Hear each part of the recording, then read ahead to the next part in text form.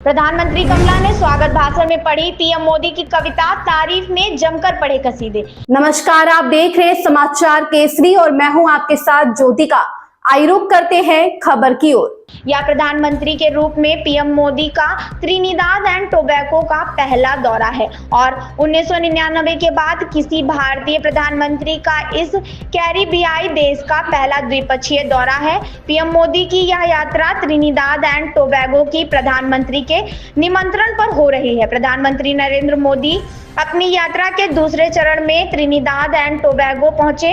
उन्होंने यहां Trinidad and Tobago की प्रधानमंत्री कमला प्रसाद बिसेसर से मुलाकात की। इस दौरान एक खास पल भी आया जब पीएम कमला ने पीएम मोदी की किताब आंख आ धन्य छे में प्रकाशित एक कविता का जिक्र किया। कमला ने इस कविता के जरिए भारत और कैरिबियाई देश के बीच स्थायी रिश्ते को दर्शाया। उन्होंने पीएम मोदी के भारतीय प्रवासियों के साथ गहरे भावनात्मक संबंधों को बयां करने का प्रयास किया। आंख आ धन्य छे में कविता गुजराती भाषा में लिखी है। इसमें लिखा है, मेरे मन की गहराइयों में मैं अतीत में बहुत दूर तक जाता हूँ।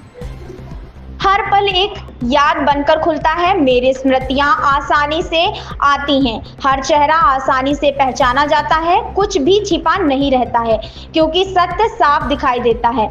हमारे उन साथियों के लिए जिनके साथ हमने कष्ट सहे हैं, वे कभी भुलाए नहीं जाते।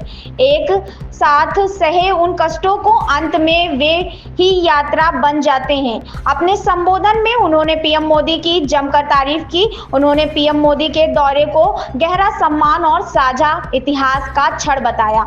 उन्होंने कहा, हमें एक ऐसे व्यक्ति की उपस्थिति का सौभाग्य प्राप्त हुआ है जो हमारे लिए बहुत प्रिय है। यह दौरा सिर्फ औपचारिकता नहीं बल्कि हमारे बहुत सम्मान की बात है। मुझे विश्व के सबसे सम्मानित और दूरदर्शी नेताओं में से एक भारत के प्रधानमंत्री मोदी का स्वागत करने का विशेष सौभाग्य मिला है।